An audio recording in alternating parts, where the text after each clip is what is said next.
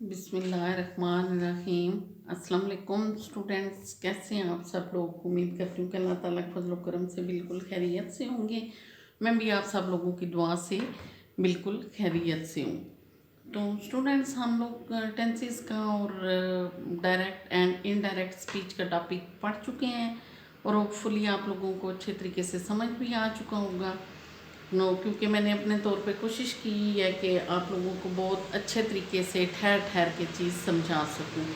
लेकिन अगर आप लोगों को कोई मसला है, कोई चीज़ समझ नहीं आ रही है, तो इस वीडियो के डिस्क्रिप्शन बॉक्स में आप लोगों के लिए उन वीडियोस का प्लेलिस्ट का लिंक मौजूद है, तो आप उसको क्लिक करके वीडियोस दोबारा देख सकते हैं। क्योंकि अगर आप लोग टेंसेस अच्छी तरह से सीख चुके हैं, टेंसेस पे आपको अच्छे तरीके से ग्रिप है, तो फिर आप ये एक्टिव और पैसिव वॉइस बहुत अच्छे तरीके से पढ़ लोगे, सीख लोगे। आप लोगों को इसमें कोई भी मुश्किल पेश नहीं आएगी। लेकिन अगर आप लोगों ने टेंसेस सीखने में कोई कोताही की है, तो फिर आपको ये टॉपिक भी मुश्किल ही लगेगा। तो स्टूडेंट्स, आज हम शुरू करने वाले हैं active voice and passive voice. तो ये टॉपिक स्टार्ट करने से पहले हम लोग देखेंगे कि एक्टिव वॉइस और पैसिव वॉइस है क्या चीज़, उर्दू में इन्हें क्या कहते हैं और इंग्लिश में इनका क्या कंसेप्ट है। एक्टिव वॉइस है फ़ेल मारूफ और पैसिव वॉइस है फ़ेल मजहूल।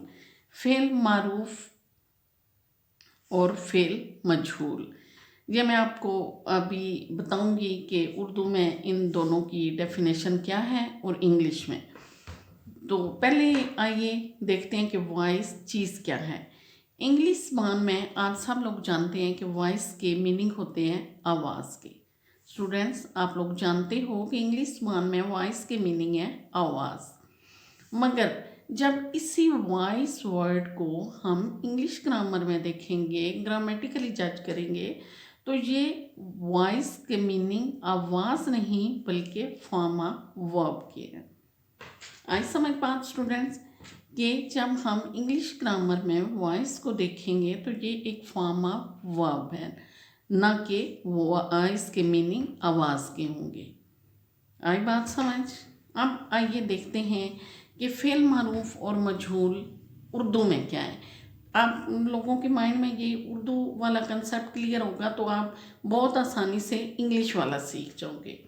अब उर्दू ज़बान में हम फ़ेल मारूफ उसे कहते हैं जिसका फ़ाइल यानी काम करने वाला हमें मालूम हो, और फ़ेल मजहूल उसे कहते हैं जिसका फ़ाइल या काम करने वाला हमें मालूम नहीं है। फॉर एग्ज़ाम्पल, जावेद घर जाता है। अब हमें पता है घर कौन गया है, जावेद। यहाँ पे फ़ाइल मौजूद है, फ़ाइल का हमें पता है, सेंटेंस के अंदर फ़ाइल मौजूद है, ये है फ़ेल मारूफ। अंडे उबाले जाएंगे। अब अंडे उबाले जाएंगे, अंडे तो बॉयल हुए, लेकिन किसने किए ये कुछ पता नहीं है, तो ये होगा फ़ेल मजहूल। लेकिन अब ये कॉन्सेप्ट था उर्दू का, लेकिन यही चीज़ active voice and passive voice जब हम इंग्लिश ज़बान में देखेंगे तो कंसेप्ट थोड़ा सा डिफरेंट है। ओके स्टूडेंट्स, ये था कंसेप्ट उर्दू के फ़ेल मारूफ और मजहूल का। फ़ेल मारूफ वो है जिसका फ़ाइल हमें पता है, और जिस जुमले में फ़ाइल मौजूद नहीं है, फ़ाइल काम करने वाले का हमें पता नहीं है, वो है मजहूल। लेकिन इंग्लिश ज़बान में एक्टिव वॉइस फ़ेल मारूफ वो है जिस फ़िक्रे में फ़ाइल खुद काम कर रहा है, और पैसिव वॉइस वो है कि जिसमें फ़ाइल के ऊपर काम किया जा रहा है या फ़ाइल के लिए काम किया जा रहा है।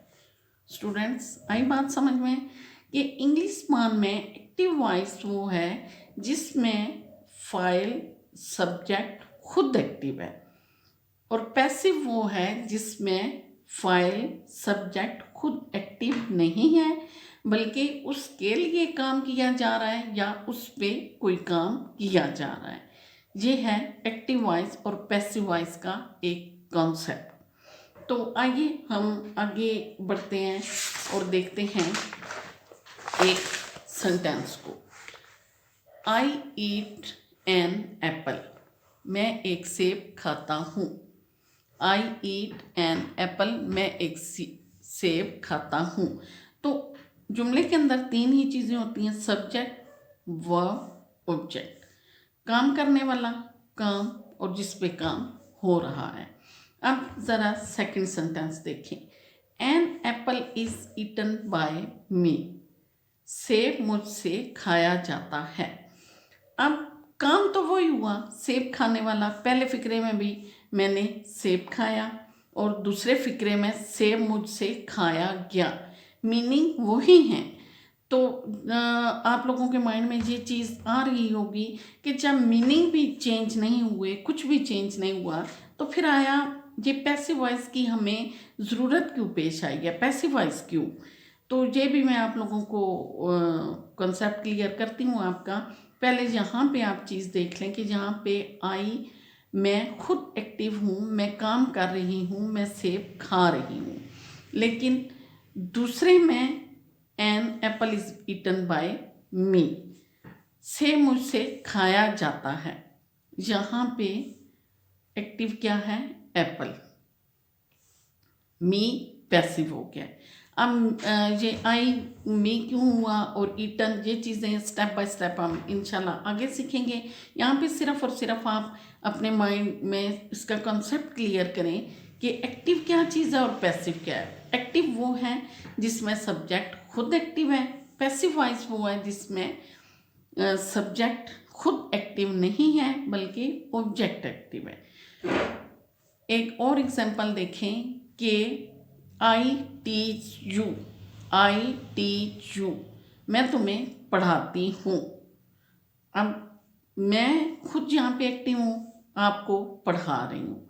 लेकिन अब जब इसको हम पैसिव करेंगे तो यू आर टीच्ड बाय मी, तुम मुझसे पढ़ाए जाते हो। बात तो वही है, दोनों फिक्रों में मैंने पढ़ाया और आपने पढ़ा, लेकिन उसको पैसिव करने की हमें ज़रूरत क्यों पेश आई, ये चीज़ आप थोड़ी सी समझें। अब ये एक सेंटेंस है, your purse has been stolen, your purse has been stolen, my car is being repaired, तुम्हारा पर्स चोरी हो चुका है, मेरी कार मुरम्मत हो रही है। अब यहाँ पे ये दोनों सेंटेंसेस आप लोगों के सामने हैं। यहाँ पे आप देख रहे हो कि एक तो पहले सेंटेंस में हमें सब्जेक्ट मालूम नहीं है कि आया स्टोलन कौन है, ठीक है, किसने चुराया है। स्टोलन चोरी हो चुका है पर्स, लेकिन चोरी करने वाला कौन है ये हमें कोई पता नहीं। जिस सेंटेंस के अंदर सब्जेक्ट मौजूद नहीं होता तो उसको भी हम फिर पैसिव में ट्रांसलेट करते हैं, या वहाँ पे हमें पैसिव वॉइस की ज़रूरत पेश आती है। सेकंड है माई कार इज़ बीइंग रिपेयर्ड, मेरी कार मुरम्मत हो रही है। यहाँ पे अब मुरम्मत कौन कर रहा है, यकीनन मैकेनिक, लेकिन मैकेनिक का यहाँ पे कोई जिक्र मौजूद नहीं है। ऐसा सेंटेंस जिसके अंदर काम करने वाले को इम्पोर्टेंस नहीं ना दी जाए बल्कि उस चीज़ को इम्पोर्टेंस दी जाए जो कि जिसके ऊपर काम हो रहा है, तो हमें पैसिव वॉइस की ज़रूरत पड़ती है। हम उसको पैसिव वॉइस में सेंटेंस को ट्रांसलेट करते हैं। आई बात समझ स्टूडेंट। यहाँ पे भी आप देख लें, your purse has been stolen. अब चुराने वाले को या जो सब्जेक्ट है वो मालूम भी नहीं है और उसकी कोई इम्पोर्टेंस भी नहीं है। योर पर्स जिस पे काम हुआ है वो उसको इम्पोर्टेंस दी जा रही है। सेकंड वाले सेंटेंस में जो माई कार, मेरी कार इम्पोर्टेंट है, नॉट अ मैकेनिक। मैकेनिक का यहाँ पे कोई जिक्र नहीं है जो कि हमारा सब्जेक्ट है, तो हमें सेंटेंसेस पैसिव करने पड़ते हैं। ये हमारे पैसिव वॉइस के सेंटेंसेस होते हैं और उसी पैसिव के रूल के तहत हम उसको ट्रांसलेट करते हैं। आई बच्चों बात समझ में कि ऐसे सेंटेंसेस जिनके अंदर काम करने वाले की बजाय उस चीज़ को अहमियत दी जाए जिसके ऊपर काम हो रहा है, तो वो सेंटेंसेस हमारे पैसिव के सेंटेंसेस होंगे। और उन्हें पैसिव वॉइस के रूल्स में ट्रांसलेट किया जाएगा।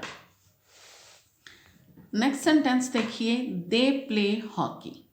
एक्टिव वॉइस है क्योंकि यहाँ पे दे वो जो एक्टिव है वो हॉकी खेलते हैं।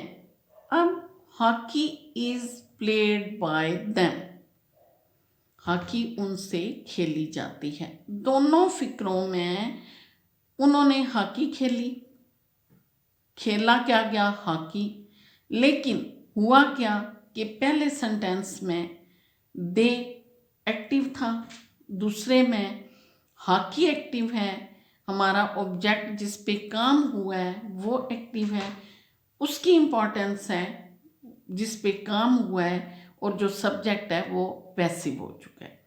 सिंपल सी बात कि जिस सेंटेंस में सब्जेक्ट एक्टिव है, सब्जेक्ट खुद काम कर रहा है, वो हमारा एक्टिव वॉइस है, और जिसमें सब्जेक्ट खुद काम नहीं कर रहा बल्कि जिस पे काम हो रहा है वो एक्टिव है, तो वो हमारा पैसिव वॉइस होगा।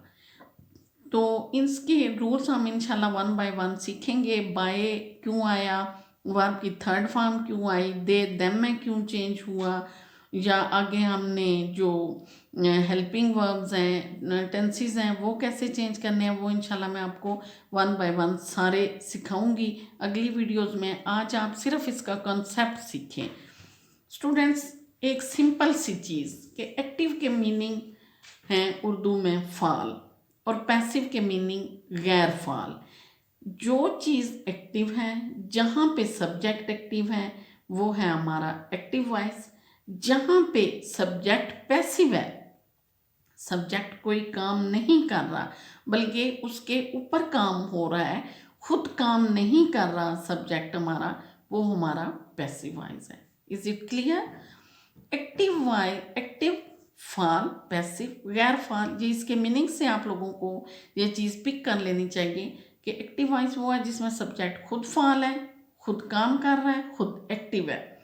लेकिन जहाँ पे सब्जेक्ट खुद काम नहीं कर रहा, गैर फाल है, वो है हमारा पैसिव, यानी कि वहाँ पे ऑब्जेक्ट के सब्जेक्ट पे काम हो रहा है या सब्जेक्ट के लिए कोई काम हो रहा है।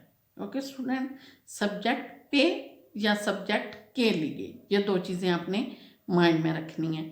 जहाँ पे सब्जेक्ट के लिए कोई काम हो रहा है या सब्जेक्ट पे काम हो रहा है, वो है हमारा पैसिव वॉइस, गैर फाल। ये सेंटेंस देखिए, आई लाइक मैंगोज, मैं आम पसंद करता हूँ। मैंगोज आर लाइक बाय मी, आम मुझसे पसंद किए जाते हैं। बात वही है, लेकिन क्या हुआ, यहाँ पे हमारा सब्जेक्ट है एक्टिव, आई लाइक मैंगो, जबकि यहाँ जिसके ऊपर काम हुआ है, जिसको लाइक किया गया है, जिसको पसंद किया गया है, वो हो गया एक्टिव और हमारा सब्जेक्ट हो गया पैसिव। ओके स्टूडेंट्स, जहाँ पे हमारा सब्जेक्ट खुद काम कर रहा है वो एक्टिव वॉइस है, जहाँ पे सब्जेक्ट खुद काम नहीं कर रहा बल्कि उसके लिए या उस पे काम हो रहा है, तो फिर वो हमारा पैसिव वॉइस है। तो आगे इंशाल्लाह हम नेक्स्ट लेसन्स में इन डिटेल हर एक चीज़ पढ़ेंगे। आज के लिए सिर्फ आपके लिए कंसेप्ट के एक्टिव और पैसिव चीज़ क्या है, होपफुली आप लोगों को समझ आ गई होगी। तो स्टूडेंट्स, आप लोगों को अगर वीडियोस अच्छी लग रही हैं तो काइंडली इसको लाइक, शेयर और सब्सक्राइब ज़रूर करें। और थैंक्स फॉर वाचिंग, वीडियो पूरी देखा करें।